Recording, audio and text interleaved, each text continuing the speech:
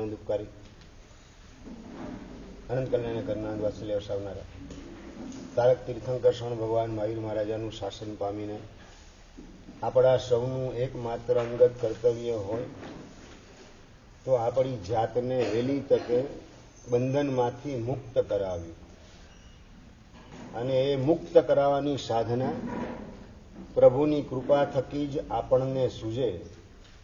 અને જે કંઈ સદવિચાર મુક્તિ માટેના જાગે, કર્મના છુટકારા માટે, પાપના છુટકારા માટે જે કંઈ સદવિચાર પ્રભુની કૃપાથી સ્ફુરાયમાન થાય એને ફોલો કરવાનું કામ કરીએ, એને અનુસરવાનું કામ કરીએ તો ઓટોમેટિક વધુ ને વધુ પ્રભુની કૃપા આપણા ઉપર વરસતી જાય અને મોક્ષ માર્ગે આપણો વિકાસ થતો જાય.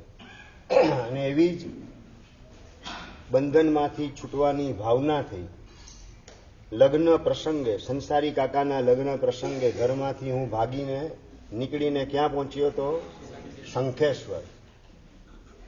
શંખેશ્વર પાસુના દાદાના દર્શન કર્યા, ગુરુદેવના દર્શન કર્યા, વંદન કર્યા. ગુરુદેવ, બસ હવે દીક્ષા લેવા માટે આવ્યો છું, આપની કૃપાથી દીક્ષા મળે. અને ગુરુદેવે વાત કરી કે એમને માતા પિતાની સંમતિ વગર મળી શકે નહીં, પરંતુ સંમતિ મળે તેવી શક્યતા મને દેખાતી નથી. કંઈ વાંધો નહીં, તારા ચારિત્ર મોહનીય કર્મ તોડવા માટે પૌષધની આરાધના કર. દાદાની કૃપા અને પૌષધની સાધના, એના પ્રતાપે સંયમ તરે પ્રાપ્ત થશે, ચિંતા ના કર. આવા પ્રકારે ગુરુદેવે આશ્વાસન આપ્યું અને પૌષધ બીજે દિવસથી સ્ટાર્ટ કર્યો. અને પહેલો પૌષધ પરિપૂર્ણ થયો અને બીજા પૌષધના દિવસે સાંજના સમયે કામડી કાળ હતો, કામડી ઓઢી અને હું બહાર માતૃ પરઠવા માટે નીકળ્યો. અને એ જ વખતે બરાબર સામેથી સંસારી કાકા અને સંસારી ફુવા એ બંને સામેથી એન્ટ્રી કરતા મને જોઈ ગયા. બે ભેગા એક જ જગ્યાએ થઈ ગયા. હવે આમાં કંઈ છુપાવી શકાય એવું, અશોકભાઈ, છુપાવી શકાય એવું કંઈ હતું નહીં, પકડાઈ ગયો. ક્યાં છે? અહીંયા જ છું, ઉપર ગુરુદેવ પાસે.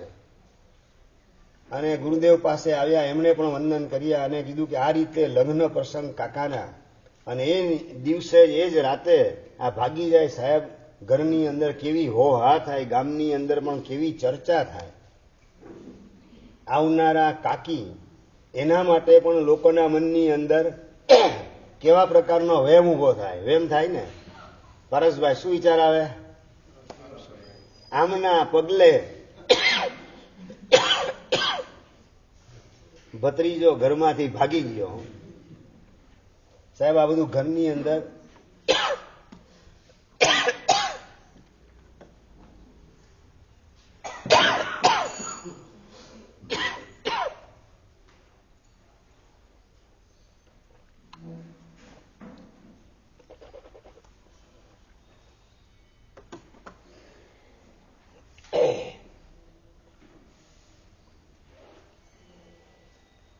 આવા મંગલ પ્રસંગે સાહેબ આ ઘરમાંથી ભાગી જાય સાહેબ, અમારી આબરૂના કાંકરા થાય.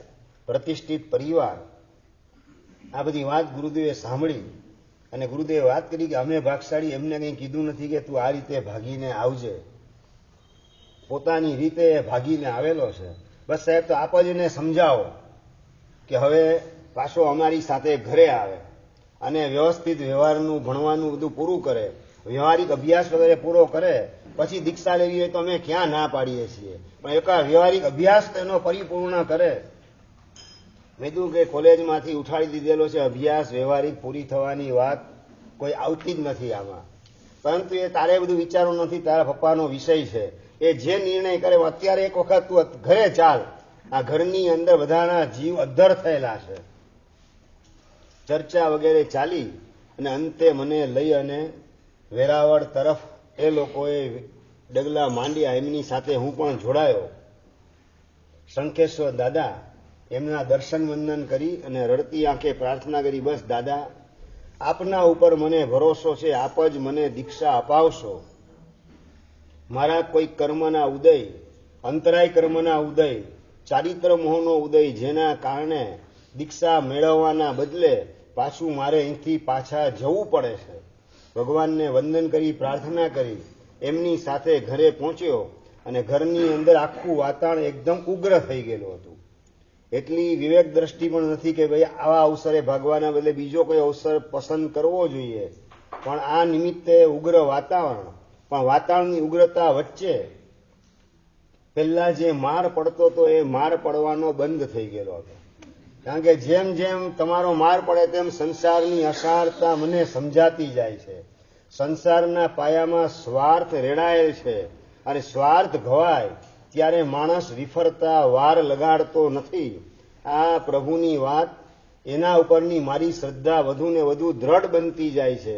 આવું મેં અનેક વાર માર પડ્યો ત્યારે સંભળાવ્યું, પછી માર પડવાનો બંધ થઈ ગયો, પણ રિસ્ટ્રિક્શન મારા ઉપર ઘણું બધું આવી ગયું. નજર કેદમાં ગોઠવાયેલો હોય એ રીતે જીવન જીવવાનું શરૂ થયું. સવારના પોરમાં આવે ત્યારે દુકાન ખોલવા જવાનું છે, દુકાન ખોલી માલ ગોઠવવાનો, ગાદીએ બેસી જવાનું, હું ના હું ત્યાં સુધી તારે ત્યાં જ બેસવાનું. રોજ લગભગ 8 વાગે આવતા સંસારી પિતાજી 9 ને 9:30 આવવાની શરૂઆત કરી. આવલો બરાબર ગાદીએ બેઠેલો રે એના માટે. અને દુકાને પણ માત્ર એક જ વિષયની ચર્ચા ચાલે. ઘરાક ન હોય ત્યારે વિષય કયો હોય કીર્તિભાઈ? દીક્ષા એમ નહીં, દીક્ષા લેવા જેવી નથી એમ વિષય. દીક્ષા બિલકુલ લેવા જેવી છે જ નહીં. આ જ વિષયની ચર્ચા ચાલે.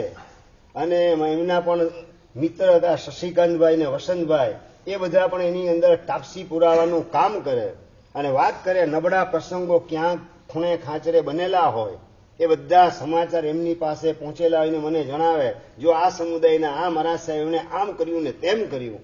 એટલે આ રસ્તે બેટા હવે ડગલા મંડાય નહીં. આ રીતે મારા મગજની અંદર ઠસાવાનું કામ કરે. ફેલ ગયેલા ઘણા બધા કેસો છે, રિટર્ન થયેલા ઘણા બધા કેસો છે, તો એ માર્ગે આપણે શા માટે ડગલા માંડવા? પિતાજી પણ એમની સાથે મને સમજાવે. અને હું વાત કરું હરેશભાઈ કે સીએ નું રિઝલ્ટ કેટલું આવે? 1% કે 1.5%, ક્યારેક જ 2%. છતાં પણ તમે તમારા દીકરાને સીએ બનાવો કે ન બનાવો? અને દુનિયામાં પણ લોકો સીએ બનવાના માર્ગે મહેનત કરે છે કે નથી કરતા? સ્કોલર સ્ટુડન્ટો એ જ દિશાની અંદર મહેનતને મથામણ કરે. આમાં 1 કે 2% મેક્ઝિમમ સક્સેસ થવાની શક્યતા છે એમ વિચારી અને પીછેહટ નથી કરતા. તો અહીંયા તો 98 ની 99% પોઝિટિવ છે, 1% કે 0.1% નેગેટિવની શક્યતા છે. તો એ દિશાની અંદર શા માટે નેગેટિવ વિચાર કરવા? સીએ પાસ થનાર એનું રિઝલ્ટ માત્ર 1 થી 1.5%, અને અહીંયા નપાસ થનારનું રિઝલ્ટ 1% નથી. તો એ દિશામાં શા માટે તમે નેગેટિવ વિચાર કરો છો? શિરીષભાઈ જે દલીલ મારી સામે કરે, પ્રભુની કૃપાથી એનો જે જવાબ સ્ફુરે એ હું એમને સમજાવવાનું કામ કરું. પણ નવી નવી દલીલો એમના તરફથી ઊભી જ હોય. શશિકાંતભાઈ ચર્ચા કરે કે ભાઈ શાસ્ત્રમાં લખેલું છે અનંતા ઓઘા લીધા છતાં પણ શિરીષભાઈ જીવનું કલ્યાણ થયું નથી, જીવનો મોક્ષ થયો નથી. તો હવે આ ભવની અંદર એક ઓઘો લીધો ન લીધો હું ફરક પડવાનો? સંદીપભાઈ એવા એવા તર્કો સામે આવતા જાય. પણ પ્રભુની કૃપા હતી એના કારણે એક એકના જવાબ આપતો જાઉં કે જે શાસ્ત્ર કહે છે કે અનંતા ઓઘા લીધા છતાં પણ કર્મ ખતમ થયા નહીં, એ જ શાસ્ત્ર કહે છે કે જેટલા ઓઘા લીધા એના કરતા વધારે અનંતી વાર લગ્ન કર્યા છતાં વાસના શાંત થઈ નહીં. તો આ ભવમાં લગ્નના માર્ગે શા માટે તમે ચાલ્યા? કોઈ જવાબ રસિકભાઈ એ લોકો પાસે ન તો. એ ભગવાને સુઝાડ્યું, ભગવાન સમજાવે. મારી કોઈ આવડત કે હોશિયારી નથી, મને કોઈ શાસ્ત્રનું જ્ઞાન નહોતું. પણ પ્રશ્ન એમના જે આવે એ વખતે પ્રભુની કૃપાથી અંદરમાં જે ઉગે એ સહજ રીતે બોલવાનું કામ થતું હતું. અને એના દ્વારા પ્રભુ પ્રત્યેની મારી શ્રદ્ધા વધુ ને વધુ ઝળહળતી બનતી હતી. પ્રભુ પ્રત્યેનો ભરોસો મારો અતૂટ બનતો હતો કે ના, પ્રભુ મને સંભાળે છે, પ્રભુ મને સાચવે છે, પ્રભુ જ મને આ જવાબ અંતરમાં સંભળાવી રહેલા છે અને ભગવાન જ મારી સુરક્ષા કરી રહેલા છે. આવા પ્રકારનો એક ભગવાન પ્રત્યેનો ભરોસો એ પણ અતૂટ બને, અખંડ બને, એવી સ્થિતિ સર્જાતી હતી. ચર્ચાઓ દુકાનની અંદર ચાલે લાગે. ઘણી વાર તો ગ્રાહક આવે ને, રવાના થા, ધંધો નથી કરવો હમણાં, ચર્ચા ચાલતી હોય ચાલે રાખે. ગ્રાહક આવે એને પણ રાજનભાઈ રવાના કરી દે, સંસારી પિતાજી હમણાં ધંધો નથી કરવો, તું રવાના થા. અને ચર્ચા અમારી સાથે ચાલે રાખે દુકાનની અંદર. પણ એ લોકોની ચર્ચાનો એક જ સૂર હોય, દીક્ષા લેવા જેવી. તમારો સૂર કયો? સંદીપભાઈ, સંજયભાઈ. અને મારા તરફથી પ્રભુની કૃપાથી અંદરમાં એક જ જવાબ ઉગે કે આ ભવમાં દીક્ષા લીધા વગર રહેવાય જ નહીં. એ કન્ક્લુઝન મારા તરફથી આ જ આવતું હોય. અને આ રીતે ચર્ચા વગેરે ચાલે રાખે. ભગવાનની ભક્તિ પણ કરવા માટે જાઉં. અને એ વખતે ભગવાનની કોક વિશિષ્ટ પ્રકારની મારા ઉપરની કૃપા, જેના કારણે વેરાવળ નામનું એક ખોબા જેવું ગામ, સોમનાથ વેરાવળ, સાવ નાનકડું ગામ, અને ત્યાં ચોમાસા પણ માંડ 4-5 વર્ષે, સાધુ ભગવાનના ચોમાસા 4-5 વર્ષે એકાદ વખત માંડ થાય. અને એ વખતે સાગર સમુદાયના પૂજ્ય પન્યા સૌભાગ્ય સાગર મહારાજ સાહેબ, પૂજ્ય પુણ્યાનંદ સાગર સુરી મહારાજ, પૂજ્ય શશિપ્રભ સાગર સુરી મહારાજ, પૂજ્ય લલિતાંગ સાગર મહારાજ સાહેબ, આ બધા મહાત્માઓ 5 ઠાણાનું ચાતુર્માસ એ વખતે વેરાવળની અંદર હતું. અને મહાત્માની વ્યાખ્યાન વાણી સાંભળવા જાઉં.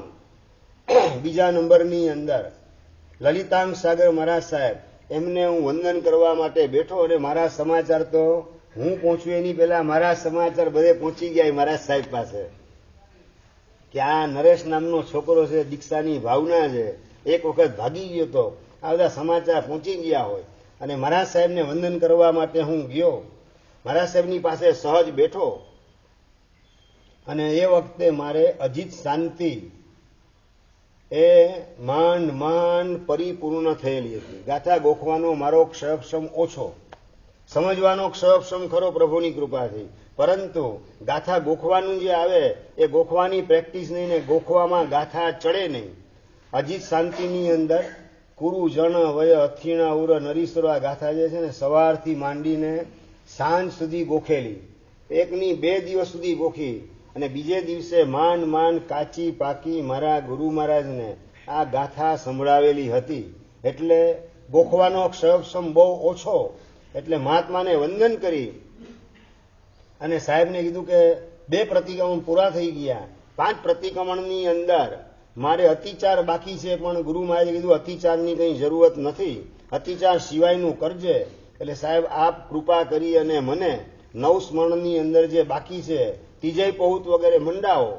અને એ વખતે મહાપુરુષ એમણે મને કીધું કે એ બધું તો તારા ગુરુ મહારાજ કરાવશે, મારે તને છે ને જ્ઞાનસાર કરાવવાનું છે. જ્ઞાનસાર શબ્દ જિંદગીમાં પહેલી વખત સાંભળ્યો. સારું સાહેબ, આપની જે ઈચ્છા. વંદન કર્યા અને ગાથા મંડાવી. એમણે ઇન્દ્ર શ્રી સુખ મગ્ન લીલા લગ્ન મિવાખિલમ પહેલી ગાથા મંડાવે. મથાનંદાને ઉભો થવા જાવ, 2 શાંતિથી 4 ગાથા એક સાથે લે.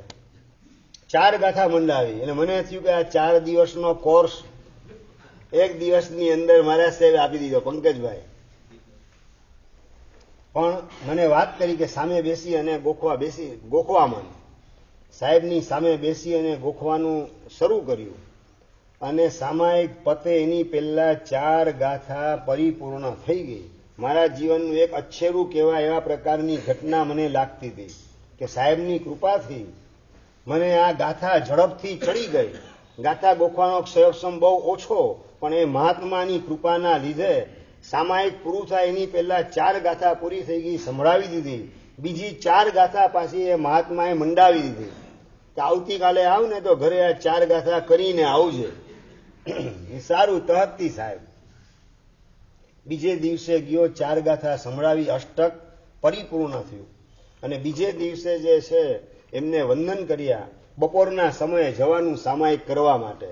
માંડ રજા મળે ની સીધી રીતે, પણ એકદમ આગ્રહ કરી ચર્ચાની અંદર મારો વિજય થાય. અને હું કહું હવે બસ હું નીકળું છું સામાયિક કરવા માટે. અને એમની ઈચ્છા ન હોય, પરાણે 3-3:30 વાગે દુકાનેથી નીચે ઉતરી અને ઉપાશ્રય જાઉં. 3:30 વાગે ગાથા ગોખવાની, સામાયિક લેવાનું, ગાથા ગોખવાની. ચડે કે ન ચડે અશોકભાઈ? બપોરના 3:30-4 વાગે વિનીતભાઈ. પણ એ મહાપુરુષની મારા ઉપર કૃપા વરસતી હતી. આખું બીજું અષ્ટક મને બીજે દિવસે મંડાવ્યું. અષ્ટક એટલે 8 શ્લોક, એનું એક બંચ. જ્ઞાનસારની અંદર 32 અષ્ટક છે, 32 પ્રકરણ છે, જુદા જુદા સબ્જેક્ટ છે. એક એક સબ્જેક્ટ ઉપર 8-8 ગાથા, એનું બંચ, એનું ઝુમખું, એને અષ્ટક કહેવાય. પહેલે દિવસે પૂર્ણ અષ્ટક, બીજે દિવસે મગ્ન અષ્ટક. સાહેબની પાસે આખું સાહેબે મંડાવવાનું કામ કર્યું. મને સામે બેસાડ્યો, અત્યારે તું આ ગોખવા માંડ.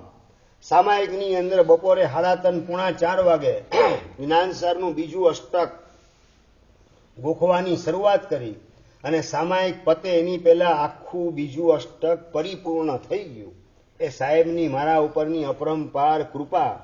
સાહેબને વંદન કરીને સંભળાવી દીધું અને સાહેબે કીધું કે બહુ સરસ, હવે તારે જે છે ને આ રીતે મારી પાસે સામાયિકની અંદર અષ્ટક મંડાવાના, પ્રભુની કૃપાથી તારો વિકાસ થશે, બિલકુલ તું ચિંતા કરતો નહીં. જે અષ્ટક મને મંડાવ્યું હતું એના અર્થ પણ મને સમજાવવાનું કામ એ મહાપુરુષે કર્યું. બીજું અષ્ટક સંભળાવ્યું ત્યારે પહેલા ને બીજા બંને અષ્ટકના અર્થ મને સમજાવવાનું કામ એ મહાપુરુષે કર્યું. અને એકદમ અંદરમાં વૈરાગ્ય ભાવ બળવાન બને, સંસાર પ્રત્યેનો અનાસક્ત ભાવ જીવંત બને, એવા પ્રકારના ભાવો એ જ્ઞાનસારના એક એક અષ્ટકની અંદર વણાયેલા મને જ્યારે એમણે સમજાવ્યા ત્યારે હૈયું ખૂબ રાજીનું રેડ થઈ ગયેલું હતું. ત્રીજે દિવસે સામાયિક કરવા માટે આવ્યો, સાહેબને વંદન કર્યા અને ત્રીજે દિવસે સામાયિકની અંદર કેટલા અષ્ટક? 2 અષ્ટક મંડાવાનું કામ કર્યું. પહેલે દિવસે 4 ગાથા કરાવી, 4 ગાથા ઘરે કરવાની સૂચના આપી. બીજે દિવસે આખું અષ્ટક કરાવ્યું. ત્રીજે દિવસે 2 અષ્ટક મંડાવાનું કામ કર્યું. સામે બેસીને ગોખવા માંડ. સામે બેઠો અને ગોખવા માંડ્યો. સામાયિક પતે એની પહેલા 2 અષ્ટક પરિપૂર્ણ થઈ ગયા. મારા જીવનનું એક આનંદદાયક અચ્છેરું કહી શકાય. એક સાથે એક સામાયિકમાં 16 ગાથા, એ પણ બપોરના સમયે, ન ભૂતો ન ભવિષ્યથી એવા પ્રકારની ઘટના મારા માટે લાગતી હતી. એ વખતે સાહેબે પાછા અષ્ટક સંભળાવ્યા, પછી એના અર્થો બધા મને સમજાવ્યા અને પછી હું રવાના થયો. ચોથે દિવસે આવ્યો એટલે એક સાથે 3 અષ્ટક મંડાવ્યા. એક સામાયિકની અંદર 3 અષ્ટક એમની કૃપાથી પૂરા થયા. 5મા દિવસે 4 અષ્ટક મંડાવ્યા. 4 અષ્ટક એક જ સામાયિકની અંદર એમની કૃપાથી પરિપૂર્ણ થયા. 6ઠા દિવસે 5 અષ્ટક મંડાવાનું કામ કર્યું. એમની કૃપાથી 5 અષ્ટક પરિપૂર્ણ થઈ ગયા. 48 મિનિટમાં 40 ગાથા. એક જ સામાયિકની અંદર પ્રભુની કૃપાથી અને મહાત્માએ મારા ઉપર કોઈક એવી કૃપા વૃષ્ટિ કરેલી હશે, શક્તિપાત કરેલો હશે, જેના કારણે આવા પ્રકારનો ક્ષયોપશમ જાગ્રત થયો. અને 7મા દિવસે જ્યારે આવ્યો, કેટલા હું વંદન કરી આજે તો સાહેબ 6 અષ્ટક મંડાવાના. સામે ચાલીને હું બોલ્યો, શરીષભાઈ, ને વખતે મહાત્મા બોલ્યા, પૂજ્ય લલિતાંગ સાગર મહારાજ સાહેબ, કેમ બોલ્યો 6 અષ્ટક? બોલવાની શું જરૂર હતી? હું તને આપત. કેટલી ગાથા થાય 6 અષ્ટકમાં? 8 6 48. બસ હવે તારે જીવનભર એક સૂચના યાદ રાખવાની, 48-50થી વધારે ગાથા તારે એક દિવસમાં ગોખવાની નહીં. એ પ્રકારે એ મહાત્માએ મને રિસ્ટ્રિક્શન આપવાનું કામ કર્યું. અને એ વખતે મને સૂઝ્યું ક્યાં મેં ઉતાવળ કરી. જો આ બોલ્યો ન હોત કે આજે 6 અષ્ટક, તો કદાચ આ મહાત્માની કૃપાને એમને કોઈ દેવી વરદાન હશે કે શું, મને ખબર નથી. ને આજ સુધી પણ એ બાબતની મને ખબર પડી નથી. એ મહાત્માની પાસે એવી કોઈક વિશિષ્ટ લબ્ધિ વગેરે હશે, જેના કારણે એ બોલે અને મારી ગાથાઓ થઈ રાખે. અને એમણે કીધું, હવે 48-50થી વધારે ગાથા તારે એક દિવસમાં કરવાની નહીં.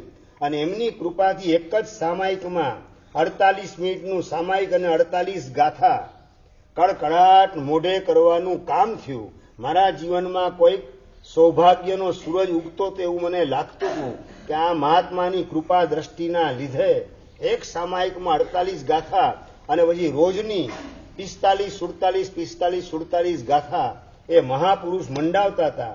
અને જ્ઞાનસાર 250 ગાથાનું અને અધ્યાત્મ સાર 1024 ગાથાનો ગ્રંથ, 125 ગાથાનું સ્તવન, આ બધું એ મહાપુરુષની કૃપાથી પરિપૂર્ણ એક ચોમાસાની અંદર થયું. અને બધાના અર્થ પણ મને સમજાવતા જાય કે જેના કારણે ભાવવાહી રીતે ગાથા કંઠસ્થ થાય. રિવિઝન કરતી વખતે પણ એના ભાવો હૃદયને સ્પર્શવા માંડે. આ રીતે એક બાજુ સ્વાધ્યાયનો મહાયજ્ઞ, એટલે આ બધી છે ને મનમાંથી ગ્રંથિઓ કાઢી નાખવાની છે કે સવારના ગાથા ગોખીએ તો જ ચડે, બપોરના સમયે 4 વાગે પણ ગાથા ચડે, ચા ન પીધી હોય તોય ચડે. આ બરાબર સમજણ આ દ્રષ્ટાંતના માધ્યમથી મગજમાં ચોખ્ખી કરવાની છે. અને હા, કુમારપાળ મહારાજે વ્યાકરણ 58 વર્ષની ઉંમરે કરેલું હતું. 6000 શ્લોક પ્રમાણ, સિદ્ધહેમ વ્યાકરણ, લઘુવૃત્તિ 58 વર્ષની ઉંમરે એમણે સ્ટાર્ટ કર્યું. 60 વર્ષની ઉંમરે પરિપૂર્ણ કર્યું. એટલું જ નહીં, છંદોનું શાસનનો પણ સંસ્કૃતમાં અભ્યાસ કરી. અને કુમારપાળ દ્વાત્રિંશિકાની રચના સંસ્કૃતમાં કુમારપાળ મહારાજાએ 61 વર્ષની ઉંમરે કરેલ છે. એટલે મોટી ઉંમરે ન ચડે. આ બધી અંદરની ભ્રમણાઓ જે છે ને એને ભાંગવાની છે. જ્ઞાન એ આત્માનો સ્વભાવ છે અને આત્માની અનંત શક્તિ છે.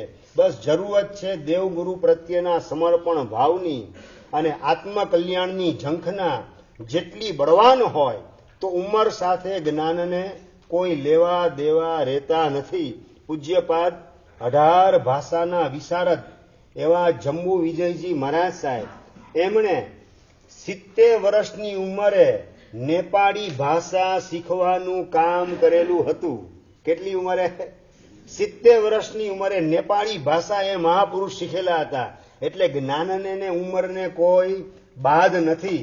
આ સમજણ આપણી ચોખ્ખી થવી જોઈએ. એટલે કે આપણી ઉંમર અને દિવસનો સમય એની આરે કોઈ જ્ઞાન ચડવું ન ચડવું એને લેવા દેવા નથી. આપણી ઝંખના, આપણી જિજ્ઞાસા, દેવગુરુ પ્રત્યેનો સમર્પણ ભાવ આ બળવાન હોય અને એકાગ્રતા હોય તો જ્ઞાન ઓટોમેટિક ચડવા માંડે. એ મહાપુરુષની વિશિષ્ટ પ્રકારની મારા ઉપર કૃપા વરસતી હતી અને એના કારણે અધ્યાત્મ સાર ગ્રંથ 1024 ગાથાનો ગ્રંથ એ પણ એ મહાપુરુષની કૃપાથી એ ચોમાસામાં પરિપૂર્ણ કરવાનો લાભ મળ્યો. પાછો ત્યાંથી જાઓ એટલે ઘરે જાઓ એટલે એમ લાગે કે હવે આ નરકનું વાતાવરણ સર્જાય છે. ઉપાશ્રયને દેરાસરમાં હોઉં એટલા સમય પૂરતું લાગે સ્વર્ગનું વાતાવરણ. હરેશભાઈ, જેવો દુકાને આવું, ઘરે આવું એટલે લાગે કે પાછું આ ક્યાં આ વાતાવરણની અંદર હું ગોઠવાઈ ગયો. અકળામણનો ને ગુંગળામણનો અનુભવ થાય.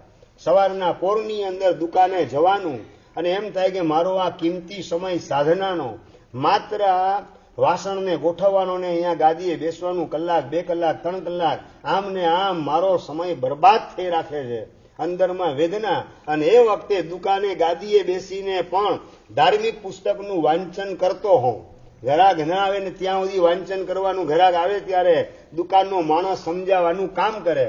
હિસાબ કિતાબ હોય ત્યારે, પૈસા લેવા પૂરતી વાત હોય ત્યારે ચોપડીવાદી મોઢું ઉચકી અને પૈસા લઈને ગલ્લામાં મૂકી દેવાના. એક વખત તો એક માજી આવેલા હતા સવારના પોરમાં અને સ્ટીલનું બેડું પસંદ કર્યું. અને એ વખતે સ્ટીલના બેડાનો ભાવ 450 રૂપિયાનો. મેં સહજ કીધું કે બેન 450 રૂપિયા. અને માજી વાત કરે, મારી પાસે તો ખાલી 200 રૂપિયા છે બેટા, વધારે રૂપિયા નથી. અને એમાંય 50 રૂપિયા તો ગાડી ભાડા માટે રાખવા પડશે, જમવાના રાખવા પડે. 150 રૂપિયાની અંદર બેટા બેડું આપી દે, ભગવાન તારી બધી ઈચ્છા પૂરી કરશે. શ્રીભાઈ, તમે શું કરો? ધંધો કરો કે ના કરો? ધંધો કરો કે ના કરો? આવો 450 નો માલ અને 150 રૂપિયામાં આપવાનો. 200 રૂપિયાની પાસે ને 50 રાખવાની વાત. 150 રૂપિયાની અંદર આ બેડું આપી દો, ભગવાન બધી તમારી ઈચ્છા પૂરી કરશે. મારી દીકરીના લગ્ન છે એ પ્રસંગે આ બેડું લઈ જવું જરૂરી છે. અને એ વખતે સહજ ભાવ ઉગ્યો અને મેં કીધું હારું માજી, આ બેડું તમે 150 રૂપિયામાં લઈ જાઓ. અને એ વખતે કરશન નામનો માણસ દુકાનની અંદર, એ મારી આમું જોઈને આંખ પોડી કરે કે આ શું કરો તમે?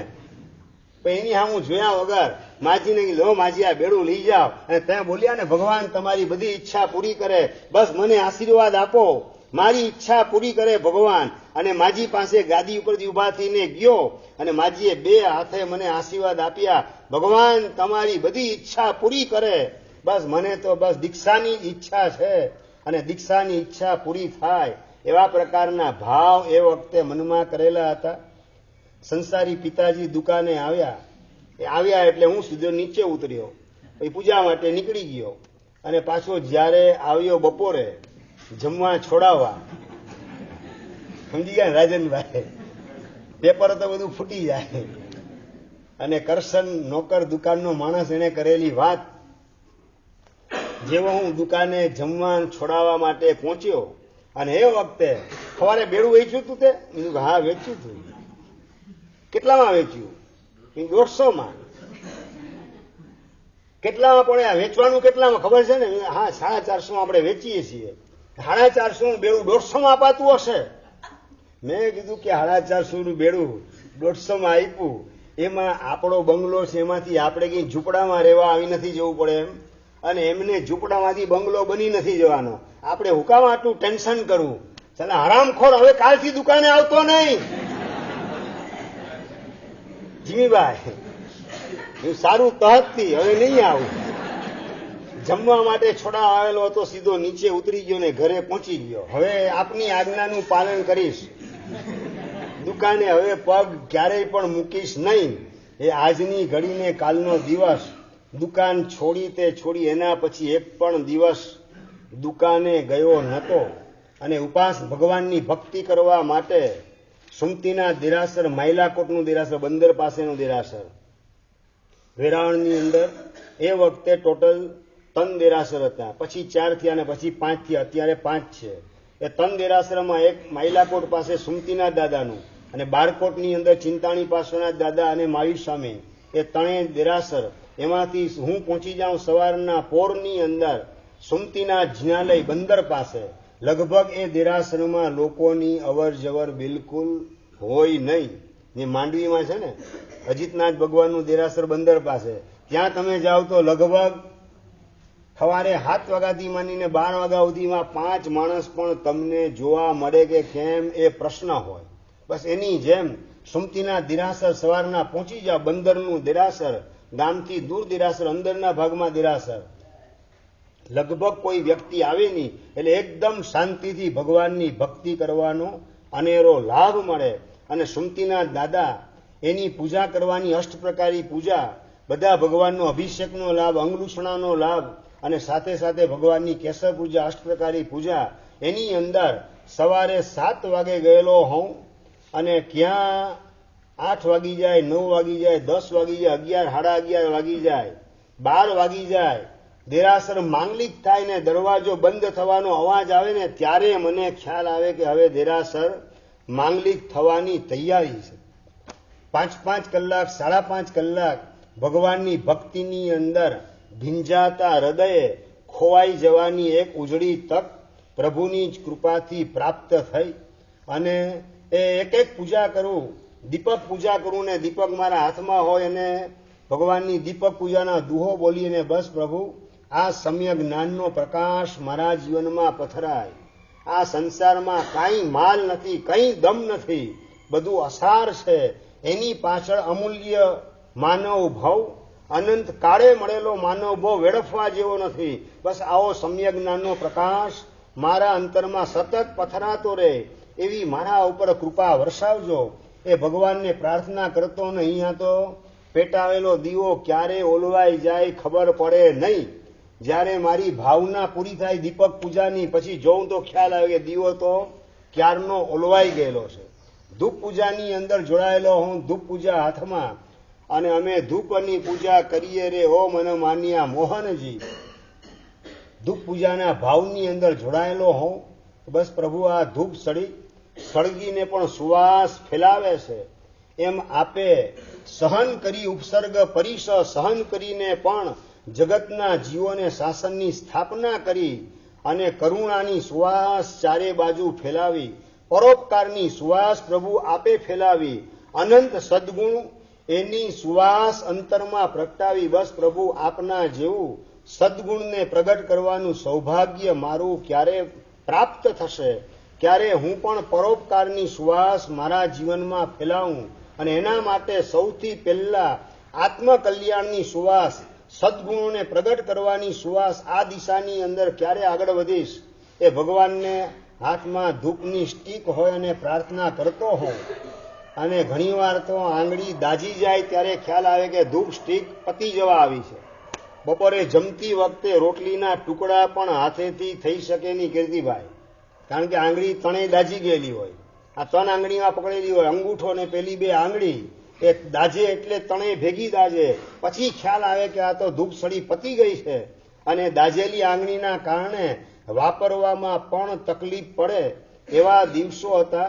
બસ બા જતા સંસારી અવસ્થામાં એ મને કે કઈ રીતે પૂજા કરે, ધૂપ પૂજા, આંગળી બળી જાય, ખબર નથી પડતી. મેં ખબર નથી પડતી ત્યારે તો આ આંગળી બળી ગઈ, ખબર પડે તો થોડી બળવા દો આંગળીને.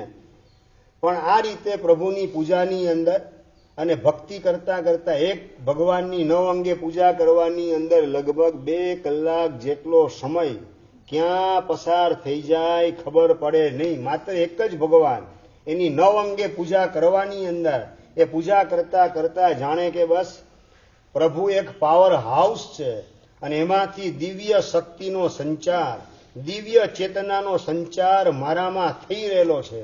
પ્રભુની વિશુદ્ધિ એનું મારામાં સંક્રમણ થઈ રહેલું છે. મારી અશુદ્ધિઓ, કર્મના કચરાઓ, દોષો નીકળી રહેલા છે. બસ પ્રભુ મારો હાથ ઝાલી રહેલા છે, પ્રભુ મને પાસે બોલાવી રહેલા છે.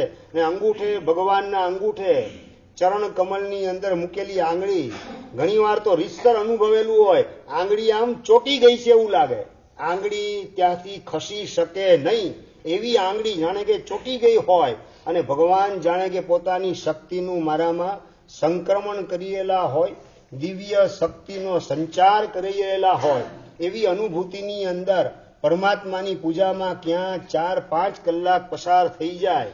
સ્તવન બોલવાની અંદર પણ એક સ્તવન 5-6 કડીનું હોય ને 8-10 કડીનું થઈ જાય. એ કંઈ ખબર પડે નહીં. પ્રભુની જ કૃપાથી આ ભગવાનની ભક્તિની અંદર આગળ વધી રહેલો. દરવાજા જ્યારે બંધ થાય, આજુબાજુના દરવાજા બંધ કરવાની ને ગભારાના દરવાજા બંધ કરવાનું કામ પૂજારી કરે ત્યારે ખ્યાલ આવે કે હવે દેરાસર માંગલિક કરવાનો સમય થઈ ગયેલો છે. ઊભો થઈ અને પછી નીકળું. દુકાને હવે જવાનું હતું જ નહીં. સવારે 7 થી 12, 12:30 સુધી ભગવાનની ભક્તિની અંદર અને પછી ઘરે જઈ અને એકાશનું કરવાનું. આ રીતે ઘરમાં જમવા મળશે નહીં. હરામના હાડકા કરીને, હરામના હાડકા પોષીને અને આળસ વૃત્તિ તારી પોષી અને તું આ રીતે હરામનું ખાવા માટે આવે છે. પૈસા કમાવા નથી ને હરામનું મફતનું ખાવું છે. સારું, તો ભાઈ આવતીકાલથી આંબેલ કરીશ. આપને લાગતું હોય કે ઘરની અંદર હરામનું ખાઉં છું તો કાલથી આંબેલની ઓળી ઉપાડીશ, આંબેલની આરાધના કરીશ. વાંધો નહીં, મને એકાશના કરતા આંબેલમાં વધારે ફાવે છે. અને આંબેલની ઓળી સ્ટાર્ટ કરી. ઘરની અંદર જમવાનું બંધ, આંબેલ શાળાની અંદર આંબેલની ઓળી સ્ટાર્ટ. અને એ આંબેલની ઓળીની અંદર પણ પાછા 2 જ દ્રવ્યના આંબેલ કરવાના. સુદર્શન ચૂર્ણ મિક્સ કરીને બસ પ્રભુએ આપેલો સંકેત કે તારા કર્મ ખપાવવા માટે આ રામબાણ સાધના છે, આની અંદર તું જોડા. એ પ્રભુએ વિદ્યાલયમાં કરેલો સંકેત એને યાદ કરી પાછા આંબેલની અંદર 2 દ્રવ્યના આંબેલને સુદર્શન ચૂર્ણ દાળમાં નાખી અને આંબેલની અંદર હું ખોવાઈ જાઉં, ખબર પડે નહીં. બપોર પડે એટલે આંબેલ કરીને સીધો પહોંચવાનું ઉપાસ રહી. પૂજ્ય લલિતાન સાગર મહારાજ સાહેબ, એમની પાસે અધ્યાત્મ સારની ગાથા ગોખવા વગેરેનું અને એ ગાથાનો અર્થ સમજાવે, એ બધા સાંભળવાની અંદર જોડાઈ જાઉં ને મારો વૈરાગ્ય દિન પ્રતિદિન બળવાન થતો જાય. પ્રતિક્રમણ પણ ત્યાં જ કરવાનું. પ્રતિક્રમણ કરી અને મહારાજ સાહેબની પાસે પાછો બેસું અને સાહેબ અંદરના વૈરાગ્યને ઉછાળવા માટે અલગ અલગ દ્રષ્ટાંતો, અલગ અલગ પ્રકારની તત્વજ્ઞાનની વાતો મને પીરસવાનું કામ કરે કે જેનાથી મારો વૈરાગ્ય, મારો દીક્ષાનો પરિણામ અને મોક્ષે જવાની પ્રબળ ઝંખના બળવાન થતી જાય. એક વખત જો આ માનવભાવ હાથમાંથી છટકી ગયો તો અનંત કાળ સુધી 84 લાખ યોનિમાં રમણ ભમણ કરી અને પછી માંડ પાછો આ માનવભાવ મળવાનો વેઇટિંગ લિસ્ટની અંદર ઘણા બધા લોકો ગોઠવાયેલા છે, ઘણા બધા જીવો ગોઠવાયેલા છે. આપણો નંબર અનંત કાળે લાગે અને ત્યાં સુધી માત્ર દુર્ગતિમાં ટીચાવાનું ને પીટાવાનું, એના કરતા આ ભવની અંદર આત્મકલ્યાણ મેક્સિમમ થાય તેટલું કરી લેવું અને એના જ કારણે અનંત કાળે મળનારો માનવ ભવ બીજા ભવમાં પાછો મળે મહાવિદ્ય ક્ષેત્રમાં સિમંદર સ્વામીના સાનિધ્યની અંદર અને એમના વરદ હસ્તે રજોણની પ્રાપ્તિ થાય અને 2-3 ભવની અંદર આપણું કામ પૂરું થઈ જાય. એ સંકલ્પથી સાધનાની અંદર તું આગળ વધજે એવી પૂજ્યપાદ લલિતાંક સાગર મહારાજની પ્રેરણા અને એને ઝીલવાનું કામ કરું. મારા પુણ્યોદયથી અને પ્રભુની કૃપાથી એ મહાપુરુષનું એ વખતે વેરાળમાં ચોમાસું, બાકી આવા નિષ્પૃહ અને અલગારી મહાત્મા એનું ચોમાસું અમારા નાનકડા ખોબા જેવા ગામની અંદર, વેરાળ જેવા ગામમાં થવું બહુ મુશ્કેલ કહી શકાય. પણ પ્રભુની કૃપાથી એ વખતે ચોમાસામાં બિરાજમાન હતા. જાણે કે મને જ તારવા માટે અને મારા જ વૈરાગ્યને વધારે મજબૂત કરવા માટે એ મહાપુરુષ પધારેલા હતા. એવા પ્રકારનો મને અહેસાસ થતો હતો, એવા પ્રકારની પ્રતીતિ થાય. એના કારણે ભગવાન પ્રત્યેના ભક્તિભાવની અંદર પાછો ઉછાળો આવતો જાય અને આ રીતે કાર્યક્રમ ચાલે અને પ્રતિક્રમણ પછી 5 કલાક અડધો કલાક બેસી 9 વાગ્યાની આસપાસ ઘરે આવું અને ઘરે આવું એટલે રાહ જોઈને પિતાજી બેસેલા હોય. એ ક્યારેક કોકને અલગ અલગ વ્યક્તિને બોલાવે. શેના માટે બોલાવે સંદીપભાઈ? જયેન્દ્રભાઈ શેના માટે? સમજાવવા માટે. દીક્ષા લેવાનું સમજાવવા નહીં, ન લેવી એનું સમજાવવા માટે. તારા ઉપર ઉપકાર કેટલા છે મા બાપના. વસંતભાઈ સમજાવવાનું કામ કરતા હતા. બધા ધર્મની અંદર સૌથી ચડિયાતો ધર્મ હોય તો મા બાપની સેવા, એનાથી ચડિયાતો કોઈ ધર્મ નથી. એ સમજાવવાનું મનોજભાઈ સ્ટાર્ટ થઈ ગયું. અને મા બાપની સેવાથી ચડિયાતું આ જગતમાં બીજું શું હોઈ શકે? બસ મા બાપની સેવાની અંદર સમગ્ર જીવન લગાવી દેવું જોઈએ. અને ભગવાને પણ દીક્ષા જ્યાં સુધી માતા પિતા જીવતા હશે ત્યાં સુધી દીક્ષા નહીં લઉં એવી પ્રતિજ્ઞા કરી હતી. નરેશ, ખબર છે કે નથી ખબર? આપણે કયા ભગવાનના શાસનમાં? માઈ સાંઈ ભગવાનના શાસન. ભગવાને કઈ પ્રતિજ્ઞા કરી? માતા પિતા જીવતા હોય ત્યાં સુધી હું દીક્ષા લઈશ નહીં. તો પછી તને અકલ નથી ચાલતી? ભગવાન જીવન જીવીને સમજાવે છે. એક દલીલ દર્શનમાં એવી ચાલે કે આમ ક્લીન બોલ થતા વાર લાગે નહીં એવી કાતિલ ગોલંદાજી ચાલતી હોય. અને એ વખતે હું કહું કે ભગવાન મહાવીરે આ પ્રતિજ્ઞા લીધી, પણ ઋષભદેવ પરમાત્મા 1000 વર્ષ સુધી પોતાની માતાને રડતી મૂકીને નીકળ્યા કે ન નીકળ્યા દેખાય કે નથી દેખાતું? ઋષભદેવ ભગવાન 1000 વર્ષ સુધી મરુદેવા માતા રડતા હતા અને છતાં પણ એને છોડીને આત્મકલ્યાણ માટે નીકળ્યા. આ તો અહીંયા 1000 વર્ષ તો જીવવાનું પણ નથી, રડવાની ક્યાં વાત આવે? એટલે ઋષભદેવ ભગવાન એનું આલંબન જે છે ને લઈને હું આગળ વધું છું. એ મારી સાંઈ ભગવાનનું આલંબન દેખાડે, હું ઋષભદેવ ભગવાનનું આલંબન દેખાડો. માતા પિતા જે છે એને દુઃખી કરી અને તું સુખી કઈ રીતે થઈ શકીશ? મેં કીધું કે માતા પિતાને દુઃખી બિલકુલ કરાય નહીં, મને પણ સમજણ 100% છે જ. પણ એક માતા પિતાને સુખી કરવા માટે અનંતા માતા પિતાને દુઃખી કરવાનું પાપ અને મૂર્ખામી કઈ રીતે કરી શકાય? ક્યાં અનંતા મા બાપને દુઃખી કરવાની વાત આમાં આવે છે? મેં કીધું કે મારા આ ભવના મા બાપ દેખાય છે અને ભૂતકાળમાં અનંતા મા બાપોને મૂકીને આવેલો છું અને એ બધા ભૂતકાળના મા બાપ અત્યારે 84 લાખ યોનિની અંદર પૃથ્વીકાય, અપકાય, તેવકાય, વાવકાય, વનસ્પતિકાય વગેરેમાં ગોઠવાયેલા. સંડાસ બાથરૂમ દ્વારા, લાઇટ પંખા દ્વારા, વાહન દ્વારા કેટલા ભૂતકાળના મા બાપો એની આ તેવકાઈ રૂપે હોય એની વિરાધના, વાયુકાઈ રૂપે ગોઠવાયેલા એની વિરાધના કરવાની, અપકાઈની અંદર ગોઠવાયેલા હોય સ્નાન કરવા દ્વારા એની વિરાધના કરવાની. ભૂતકાળના અનંતા મા બાપો એનો કચ્ચર ઘાણ વાળી અને એક જ ભવના મા બાપ એને સાચવવા, એમાં ડાપણ કેવા પ્રકારનું કહી શકાય?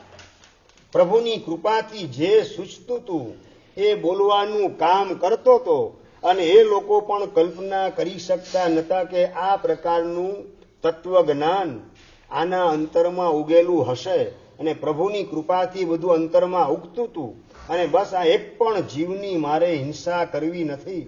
સળજીવ નિકાય પૃથ્વી જલ તેજ વાયુ વનસ્પતિ અને ત્રસકાય, આ સળજીવ નિકાય એમાંથી એક પણ જીવ એ આપણા ભૂતકાળની અંદર કાં માતા પિતા ભાઈ બહેન દીકરા દીકરી પત્ની પરિવારના કોઈક ને કોઈક સભ્ય સ્વરૂપે એક બે વાર નહીં અનંતી વાર આપણા સંપર્કમાં દરેક જીવ આવી ચૂકેલા છે.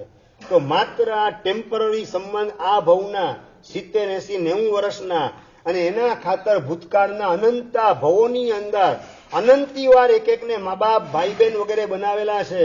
એ બધા સંબંધો ભૂલી અને એને ખતમ કરવાના માર્ગે વિરાધના કરવા દ્વારા શા માટે જોડાવું? આ પ્રકારની મારી અપીલને સાંભળી અને વસંતભાઈ એ પણ ચૂપ થઈ ગયા. એક એક દલીલો કરતા જઈને પ્રભુની કૃપાથી જે સૂજે હું બોલતો જાઉં. એક વખત પિતાજીએ વાત કરી કે આજે છે ને એક જગ્યા તને લઈ જવાનું છે, ગ્રેટ સેલિબ્રિટી એની મુલાકાત તને કરાવવાની છે. મારે કોઈની મુલાકાત નથી કરવી, મને તો ઓઘાની મુલાકાત થાય એમાં રસ છે, કોઈ ગ્રેટ સેલિબ્રિટીની મુલાકાતમાં રસ નથી. નાના બેટા તું ચાલ, તને ખબર પડશે દુનિયા કઈ દિશામાં ચાલે છે. મેં કીધું કે હવે ખબર જ છે 84 લાખ યોનિની બહારનું શું જોવા મળવાનું જાણવા મળવાનું છે. તું ચાલતો ખરો. સારું ચાલુ, આપના સંતોષ માટે આપની સાથે આવું છું, પણ આપનો ઉપાય જો નિષ્ફળ જાય તો દીક્ષાની રજા આપે આપવી પડશે. ખબર હોય લઈ જાય એટલે સેના માટે ક્યાં લઈ જવાના હોય. અને જનુભાઈ જ્યોતિષી એમને ત્યાં મને લઈ ગયા. બાજુમાં જ પ્રભાસ પાટણ, વેરાળથી 5 કિલોમીટર દૂર. અને જનુભાઈ જ્યોતિષી એના ઘરમાં એન્ટ્રી કરી. હિંચકા ઉપર ઓસરીની અંદર એ બેસેલા હતા. હિંચકો આમથી તેમ હલતો હતો અને સામે ફોટા ગોઠવાયેલા હતા. જનુભાઈ જ્યોતિષી એના આશીર્વાદ લેતા ઇન્દિરા ગાંધીનો ફોટો, એના આશીર્વાદ લેતા જેલસિંહ એનો ફોટો, બધા લાઈનસર ચીમનભાઈ પટેલ, આ બધાના ફોટા ગોઠવાયેલા હતા. અને પિતાજી જે છે પહેલા વાત કરી કે જો આ જનુભાઈ જ્યોતિષી છે ને ઇન્દિરા ગાંધી પણ એમના આશીર્વાદ માટે આવેલી. બેટા જોઈ લે આ ફોટો. અહીંયા જયારે ઇલેક્શન વખતે લેક્ચર આપવા આવેલી ઇન્દિરા ગાંધી સોમનાથ, અને એ વખતે આ જનુભાઈને અંગત મળવા માટે આવી હતી, આશીર્વાદ માટે આવી હતી. રાષ્ટ્રપતિ જેલસિંહ એનો પણ ફોટો જોઈ લે બેટા એક એક. અને ગુજરાતના સીએમ ચીમનભાઈ પટેલ એ પણ આશીર્વાદ લેવા આવેલા. જોઈ લે આ વ્યક્તિ કોણ છે, તને ખ્યાલ આવે. અને જોયું બધું મેં, ઠીક છે. અને જનુભાઈ પાસે બેઠો અને બાપા આની ભાવના દીક્ષા લેવાની છે, એના નસીબમાં શું લાગે છે જુઓ ને કુંડલી માંડીને. ને કુંડલી હાથમાં હતી, મારી જન્મ કુંડલી પિતાજી એમના હાથમાં આપી. ને કુંડલી જોવાનું કામ કરે, મારા કપાળની સામું જોવાનું કામ કરે. બેટા તારા નસીબમાં દીક્ષા દેખાતી નથી. મને જવાબ બોલે ની પેલા ખબર જ હતી. પિતાજી જે જગ્યાએ લઈ જાય તો સામેથી જવાબ કયો મળવાનો છે એ ખબર જ હોય. દાખલો એ ગમે તે સ્ટેપ લેવામાં આવે જવાબ તો ફિક્સ જ હોય કે દીક્ષા બિલકુલ તારા નસીબમાં નથી, લેવા જેવી નથી, તને મળવાની નથી. આવા જ પ્રકારે જવાબ મળવાનો, જવાબ સાંભળવાનો એ ખ્યાલમાં હોય. પણ આ જ્યોતિષી હતા અને કુંડલી જોઈ અને મને વાત કરે, મારા કપાળ સામું જોઈએ, કુંડલીમાં જોઈએ, બેટા તારા નસીબમાં દીક્ષા બિલકુલ દેખાતી નથી. એટલે તું જીદ છોડી દે, તારો જીદની સ્વભાવ મૂકી દે અને દીક્ષાની જો જીદ કરીને લઈશ ને તો દીક્ષા લીધા પછી શિરીષભાઈ 6 મહિનામાં પાછા આવવું પડશે, નિશ્ચિત છે. અને નંબર 2, જો દીક્ષા લે, મેં કીધું કે 6 મહિના પાછો ના આવું તો જો તું દીક્ષા લઈને પેલા તો દીક્ષા તને મળે તેવી શક્યતા છે જ નહીં. કુંડલીમાં એવા કોઈ દીક્ષાના યોગ દેખાતા નથી. નંબર 2, કદાચ છતાં એને ઉપર વટ થઈને તે દીક્ષા લીધી તો સમજી લેજે કે દીક્ષા લીધા 6 મહિનામાં ઘરે પાછા આવવું પડશે. મેં પાછો ના આવું તો મારી આ ચોટી છે ને મુંડાવી નાખીશ. પોતાની લાંબી ચોટી હતી દેખાડીને વાત કરી, બેટા આ ચોટી જિંદગીમાં ક્યારેય મુંડાવેલી નથી. જો તું દીક્ષા પછી 6 મહિના પછી પાછો ન આવ તો મારી ચોટી મુંડાવી નાખું. એટલા કોન્ફિડન્સથી વાત જનુભાઈ જ્યોતિષી કરતા હતા. રસિકભાઈ એ સાંભળો, તમારા મનમાં વિચાર શું ચાલે? ભલભલા ડગી જાય. પણ પ્રભુની કૃપાથી એ વખતે ભીતરમાં સૂજ્યું, એ પ્રમાણે શબ્દો નીકળ્યા કે તમને મારી દીક્ષા થવાની નથી એ દેખાય છે, મને 6 મહિનાની અંદર જ મારી દીક્ષા થવાની છે એ દેખાય છે. અને 6 મહિના પછી હું 6 મહિનાની આખી જિંદગી દીક્ષા પાડવાનું કામ કરીશ, એટલે તમારી ચોટી 1 વર્ષ પછી મને મોકલી આપજો. બેટા કોની સામે બોલે છે? આવું ન બોલાય આપણે. ના પિતાજી, હવે જે મારે ભગવાન જે સુજાડે છે ને અંદરમાં ઉગે છે એ જ હું કહું છું. બેટા તને ક્યાં જ્યોતિષનું જ્ઞાન છે? 9 ગ્રહના નામ આવડે છે? મેં કીધું 9 ગ્રહના નામ ભલે ના આવડે, કુંડલીના 12 ખાનાની ખબર છે? 12 ખાનામાં કયા ખાનાનો કયો ભાવ હોય, કયું ફળ હોય? મેં કીધું 12 ખાનાની અંદર શું લખેલું છે એ મને ખબર નથી, પણ 12 ખાનાની 12નું તમને વંચાય? એ મને વંચાય છે પ્રભુની કૃપાથી. 12 ખાનાની 12નું મને દેખાય કે મારી દીક્ષા આ જ ભવમાં 6 મહિનાની અંદર થવાની, અને હું જીવનભર દીક્ષા પાડવાનો. એટલે તમારે ચોટી મોકલી હોય તો મોકલી આપજો. બોલીને ઉભો થઈને સડસડાટ ત્યાંથી રવાના થઈ ગયો. અહીંયા બહુ બેસવામાં જોખમ છે અહીંયા, કારણ કે આપણે જ્યોતિષનું કંઈ જ્ઞાન હોય નહીં. હવે શનિની પનોતીને રાહુની દશા અને મંગળની અંતરદશાને હું કાઢે એ કંઈ ખબર પડે નહીં આપણને એ બાબતમાં. હાવ અંગૂઠા છાપ મને જે ભગવાને સુજાડ્યું બોલી અને સડસડાટ. બેટા ઉભો રે. પણ પિતાજીની પણ વાત સાંભળે બીજા સડસડાટ નીકળી અને પ્રભાસ પાટણથી વેરાવળ એકલો હું આવી ગયો. એટલે જુઠ્ઠું બોલ્યા હતા કે સાચે યોગ નતા? એ તો મને શું ખબર પડે, એ તો શું એ લોકોએ પાછળથી પ્લાન બનાવેલો હોય. પણ હા, દીક્ષા પછી 13મા વર્ષે વેરાવળ ચોમાસું કરવા માટે ગયો હતો. એ વખતે જનુભાઈ જ્યોતિષી જીવતા હતા અને એને લઈને પિતાજી આવ્યા ત્યારે મેં એમને આ જ વાત યાદ કરાવી હતી કે જનુભાઈ તમે કીધું હતું ને દીક્ષાનો યોગ નથી. જો દીક્ષામાં છું ને 14 વર્ષ થઈ ગયા મારા. તમે ચોટીની વાત કરી હતી ને એ વખતે કીધું. એમણે એ વખતે ખેલદિલીથી કબૂલી દીધું કે તમારા પિતાજીને ખુશ રાખવા માટે મારે એવું બોલવું પડે એવું હતું. સમજાઈ ગયું બરાબર? આ પ્રી પ્લાનિંગ સંસારી લોકોનો હું ચાલતો હોય ને એ આપણને જાજી ગતાગમ પડે નહીં, પણ પ્રભુ આપણને સાચવે તો આપણો વાળ પણ વાંકો થાય નહીં. બસ આ લક્ષ્ય રાખી અને સાધનાના માર્ગે, આત્મકલ્યાણના માર્ગે આગળ વધવાનું છે. પણ આ જ્યોતિષીની આગાહી એ લઈશ દીક્ષા તો 6 મહિનામાં પાછો આવીશ, આમ શબ્દ છે ને મનમાં વારંવાર ઘુમરાય રાખે. કારણ કે ફોટાની અંદર ઇન્દિરા ગાંધી, જેલસિંહ, ચિમનભાઈ, હજી બીજા બધા પણ હતા. કોઈના નામ યાદ નથી મને, એ વખતે એમણે યાદ કરાવ્યા હતા. પણ વાત મારે કરવી છે આવા ધુરંધરો, ભારતના રાષ્ટ્રપતિ, PM ને CM ને આ બધા પણ જેના આશીર્વાદ લેવા માટે આવેલા હોય, પગે લાગતા હોય, એવા પ્રકારના ફોટા જેના ઘરમાં હોય એ કોઈ સામાન્ય વ્યક્તિ તો હોય નહીં. અને એના મોઢેથી નીકળેલા આ શબ્દો છે અને ઘરેથી રજા મળતી નથી એ પણ દેખાય છે.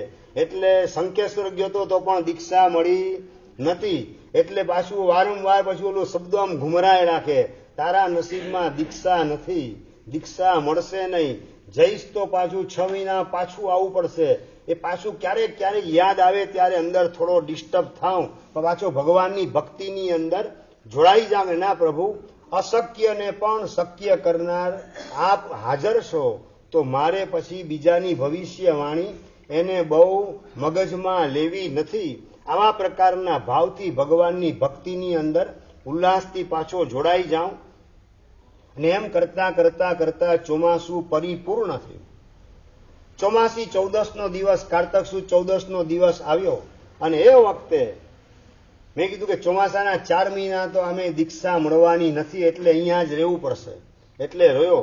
અને 14ના દિવસે પ્લાન બનાવેલો હતો કે હવે વેરાવળ છોડીને નીકળી જવું છે. બાને વાત કરેલી હતી અને બાએ આશીર્વાદ આપ્યા, સંમતિ પણ આપી હતી. પણ જવું કઈ રીતે ભાગીને, સૌથી મોટો એ પ્રશ્ન હતો. અને એ વખતે 13ના દિવસે મેં વાત કરી કે આવતીકાલે ચોમાસી 14 મોટો દિવસ છે, એટલે હું આખો પૌષધ કરવા માટે જવાનો છું. આખો એટલે શું? મેં કીધું દિવસ ને રાત બેયનો ભેગો એટલે આખો. ખાલી દિવસનો હોય તો અડધો કહેવાય, તો અડધો કરે તો ન ચાલે. મેં કીધું ના, ચોમાસી 14 બહુ મોટી 14 છે, એટલે આખો પૌષધનું કરવા જવાનો છું. પૂનમના ઠાણા ઓઠાણા અને પટ જુવારવાનો પ્રસંગ બધું પતાવીને શાંતિથી હું 9 વાગે આવીશ. ઠીક છે, આટલી વાત કરી એમણે. આ રીતે સંમતિ આપી અને બીજે દિવસે હું પહોંચ્યો ઉપાસ રહી. 14નો પૌષધ કર્યો, દિવસનો જ પૌષધ લીધો હતો આખો ની વિનીતભાઈ. ખાલી દિવસનો પૌષધ પ્રતિકોણ પત્યું લગભગ 9 વાગ્યાની આસપાસ. અને પારસભાઈ હવે પ્લાનિંગ થેલી લઈને નીકળેલો હતો.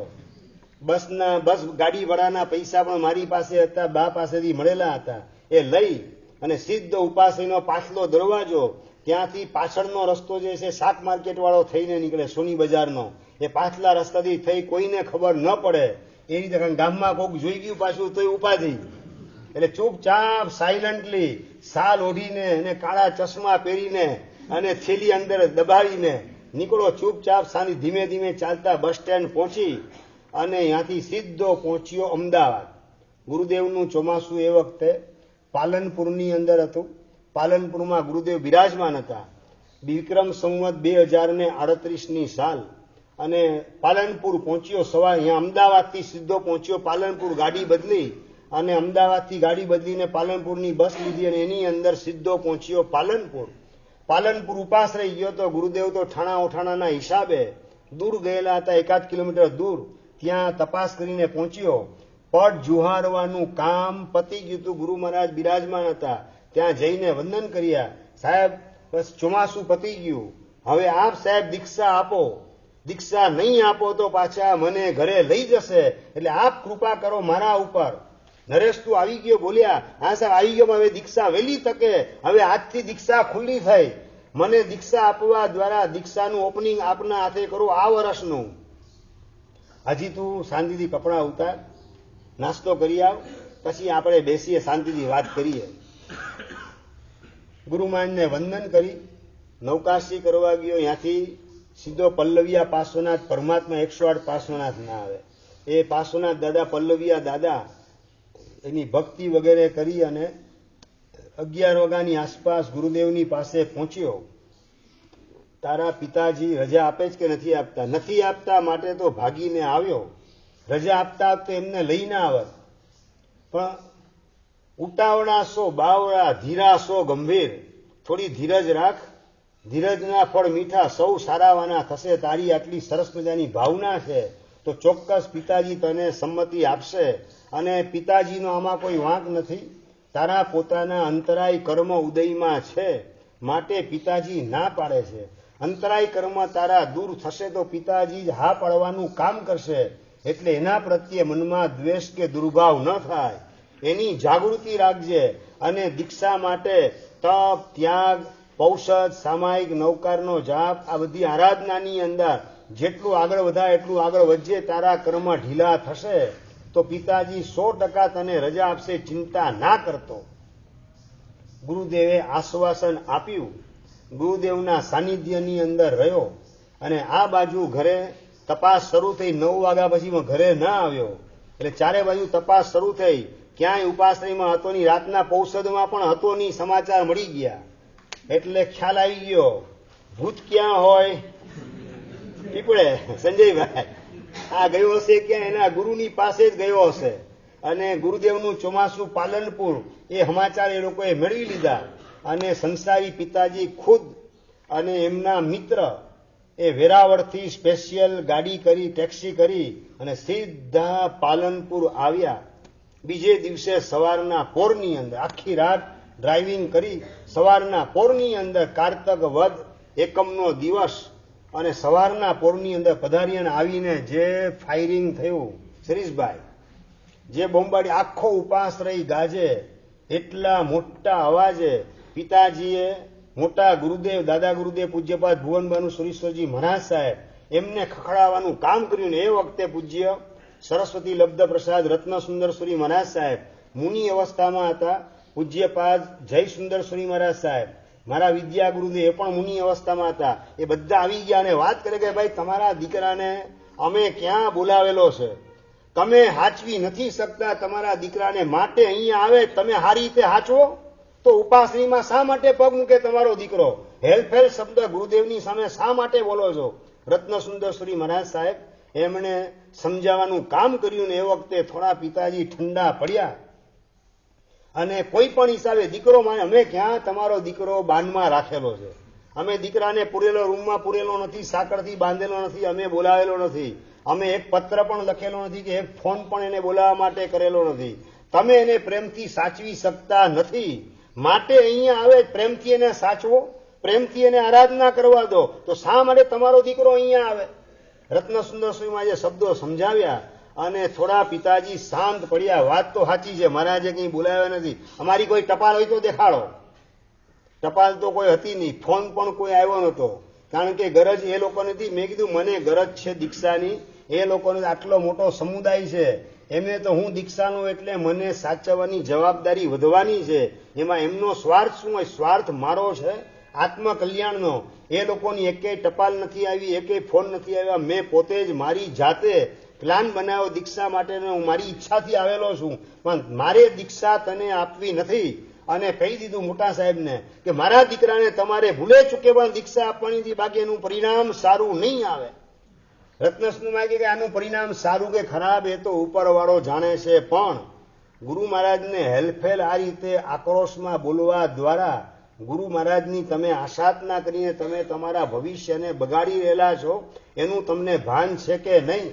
વિનય મર્યાદામાં વાત કરો. દીકરો તમારો છે, તમારો દીકરો તમારે લઈ જવો તો લઈ જઈ શકો. અમે એને પૂરેલો નથી, બાંધેલો નથી, પણ યાદ રાખજો કે જે દીકરો આત્મકલ્યાણ માટે અવતરેલો હોય તમારા કુળની અંદર, એને સંસારમાં પૂરવા દ્વારા એ તો સુખી ન થાય, તમે પણ સુખી થઈ શકો નહીં. આ શબ્દોને યાદ રાખજો. તમારે સુખી થવું હોય તો જેનું સર્જન શાસન માટે ને સંઘ માટે થયેલું છે, શાસનની પ્રોપર્ટી કહેવાય, એ શાસનની પ્રોપર્ટીને છીનવવાની સજા એ કુદરત જે કરે એ ભોગવવા માટે તૈયાર રહેવું પડશે.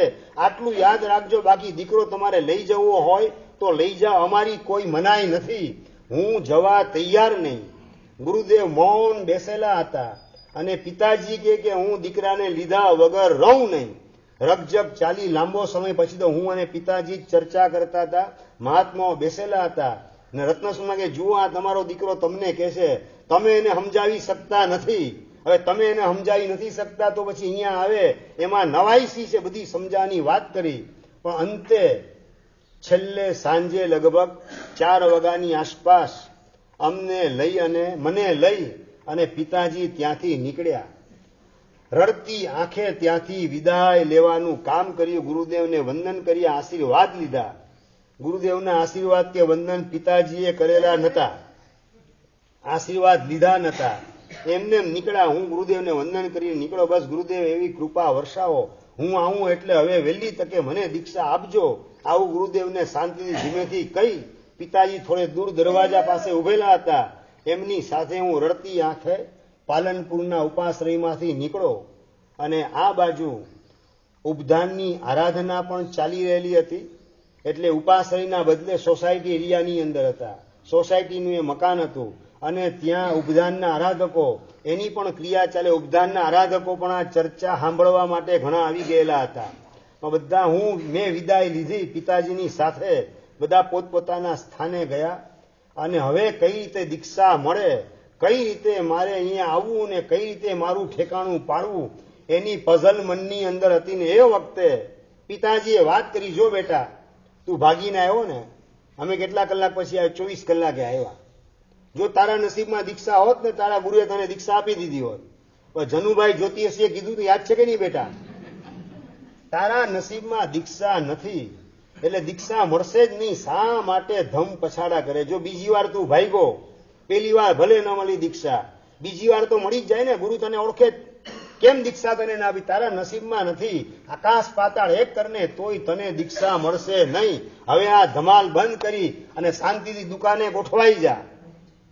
આ સમજાવવાનું કામ આખા રસ્તામાં ચાલતું હતું અને મારી આંખમાંથી દળ આંસુ પડી રહેલા હતા કે કેવા અંતરાય કર્મ કોકને જાણે અજાણે ટાણે કટાણે કરેલા હશે, જેના માઠા ફળ અત્યારે મારે ભોગવવા પડે છે. કર્મ બાંધતી વખતે ભાન રહ્યું નહીં હોય, એના કારણે આ પાપનો ટાઈમ બોમ્બ ફૂટેલો છે. અને દીક્ષાની તીવ્ર ભાવના હોવા છતાં પિતાજી તરફથી સંમતિ મળતી નથી. ઘરે લઈ ગયા પછી એ વખતે પૂજ્ય લલિતાંગ સાગર મહારાજ, સૌભાગ્ય સાગર મહારાજ સાહેબ એ બધાનો વિહાર થઈ ગયેલો હતો. બીજા દિવસે એમનો વિહાર હતો, પહોંચ્યો અને રહ્યો 1 દિવસ 2 દિવસ, પણ મન બિલકુલ માનતું નહોતું. ને 2 દિવસ રહી અને ભાગીને પાછો ત્રીજી વખત ગુરુદેવની પાસે હું પહોંચી ગયો પાલનપુર. માત્ર 2 દિવસ રહી અને પાલનપુર પહોંચી ગયો અને ગુરુદેવે વાત કરી, ગુરુદેવ બસ હવે મને વહેલી તકે દીક્ષા આપી દો, મારું આપની કૃપાથી ઠેકાણું પડશે, હવે એ લોકો નહીં આવે લેવા, થાકી જશે, કેટલી વાર લેવા આવશે, જેટલી વાર લેવા આવશે હું પાછો અહીંયા આવી જઈશ, હવે ગુરુદેવ આપ નિશ્ચિંત થઈને મને દીક્ષા આપો.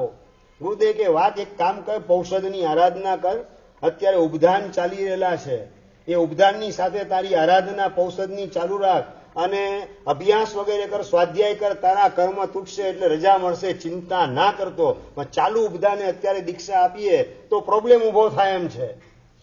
મેં તો સારું, તહતથી મારી પાસે બીજા કોઈ ઉપાય નહોતા, શાંતિથી આરાધનામાં જોડાયો. 15 દિવસ રોકાયો અને માત્ર 13 દિવસની અંદર સંસ્કૃતની પહેલી બુક મેં પરિપૂર્ણ કરી, ભાંડાકરની બુક, પહેલી બુક. અને મારાવતી પૂજ્યપાદ અભય શેખર મહારાજ સાહેબ એ વખતે મુનિ અવસ્થામાં હતા, અત્યારે આચાર્ય અવસ્થા છે. એ મોટા ગુરુદેવને સમજાવવા ગયા કે સાહેબ એકદમ આ તેજસ્વી છોકરો છે, એ સાહેબ 13 દિવસમાં બુક મારી પાસે કરીને કડકડાટ રોજના 3-4 પાઠ લે, બધું મોઢે છે, સાહેબ આને દીક્ષા કોઈ પણ હિસાબે આપી દો, આ ઉપધાનની માળનો પ્રસંગ આવે જ ને, એની સાથે સાથે દીક્ષા એની ગોઠવી દો. મારાવતી એમણે સમજાવવાનું કામ કર્યું. અને જો એના પિતાજી આવવાના હતા ને દમણ કરવા તો 15 દિવસમાં આવી જાત. આવ્યા તો નથી 15 દિવસથી, એટલો એ લોકોએ મનથી હવે છોડી દીધેલું છે કે હવે રામ ભરોસે જે થાય થવા દો, તો પછી આપણે એનો લાભ લઈને આનું કલ્યાણ થાય ને આ તેજસ્વી છોકરો આપણા સમુદાયમાં બહુ ઉપયોગી બનશે. આવું બધું મારાવતી એમને સમજાવવાનું કામ પોતાની ઈચ્છાથી સામે ચાલીને કર્યું. ને ગુરુદેવ મને બોલાવ્યો, તારી મક્કમતા કેવી છે? મેં કીધું સાહેબ દીક્ષા આપ આપશો પછી કદાચ કપડાં ઉતારશે ને, કપડાં ઉતરે એની પહેલા મારા પ્રાણ નીકળી જશે, આપ ચિંતા ના કરો, જીભ કચડીને મરી જઈશ પણ હું સંસારમાં પાછો જઈશ નહીં, આપ ચિંતા બિલકુલ ના કરો. આ મક્કમતા મેં દેખાડી અને ગુરુદેવ અંદરથી થોડા પલળ્યા. 15 દિવસથી પિતાજી આવેલા નતા, હકીકત હતી, એ પણ ખ્યાલમાં છે. હું આરાધના કરતો એ પણ ખ્યાલમાં, બધા સાધુ ને ગુરુ મહારાજને પણ. ગુરુદેવ સાધુ તો માણનો વરઘોડો આવે છે ને, એ પ્રસંગે આપણે કંઈક વિચારણા કરીએ. અને એ વખતે ભગવાને કૃપા વરસાવી મારા ઉપર અને હું એકદમ પ્રસન્ન થયો. પલ્લવિયા દાદાને ધન્યવાદ આપવા માટે ગયો તો, ભગવાનની ભક્તિ કરીને પાછો એવો. આવતીકાલે માળનો વરઘોડો નીકળે એ વખતે ખાનગીની અંદર તારી દીક્ષા ઉપાશ્રય ખાતે થશે. આ રીતે મને વાત કરી. રાતના સૂતી વખતે, રાતના 10 વાગ્યાની આસપાસ આ સમાચાર મને પૂજ્ય રત્નસુંદર મહારાજ સાહેબે કીધા કે ગુરુદેવે આવતીકાલે તારી દીક્ષા નક્કી કરેલી છે. અને બહુ સાહેબ કૃપા કરી. બસ મારી આ જ ભાવના છે. રાતના હું સૂતો અને બસ વહેલી સવારે 4 વાગે સીધું સ્નાત્ર માટે જવાનું હતું. સ્નાત્ર પતાવી અને પછી કપડાં બદલીને વર્ષીદાનનો વરઘોડો અને વરઘોડો કરી સંક્ષેપમાં અને સીધો ઉપાશ્રયમાં ખાનગી દીક્ષા. બસ એ સપના જોવાની અંદર ક્યાં ઊંઘ આવી ગઈ ખબર પડી નહીં. અને સવારના પોરમાં હું ઉઠ્યો પણ ખબર નથી કે જેની આડી રાત એની સી વાત. સવારે શું થવાનું છે ન જાણ્યું જાનકીનાથે, સવારે શું થવાનું. હવે સવારે શું થયું ઘડિયાળ ના પડે ત્યારે એ વિશેષ વાત. અગ્રે વર્તમાન જોગ જીનાજ્ઞા વિદ કહેવાય તો મિચ્છામી. પચ્ચખાણ તપસ્વી સાતામાં છો ને બધા. પચખાણ નૌકારસી એકાશનું બેસણું આમેર ઉગેશ્વરે નૌકારસી વર્ષી સાતપોર સિંહ ખાય ઉગેશ્વરે ચોઈમિયાનો સમાન ખાય પચ્છન ગાંધી સંવર્ણમ આયમ બિલ નિવી વિગે બચ્ચે ખાય શશાકારણમ લેવાલેણમ ગીતકૃષ્ણ એકાશનમ બિહાશનમ ખાદી મિયાશનમ ખાય સેમમ સાગરિયા ગારેણ ઓગ્રમ સારેણ ગુરુનો સેમ પાણસ લેના લેના છમ સસિતના વાસિતના દેશાસી ઓગમ બરી ઓગમ બચ્ચે ખાય શશાકારણ મહાતારણ હો શ્રી રે હો શ્રી રામ.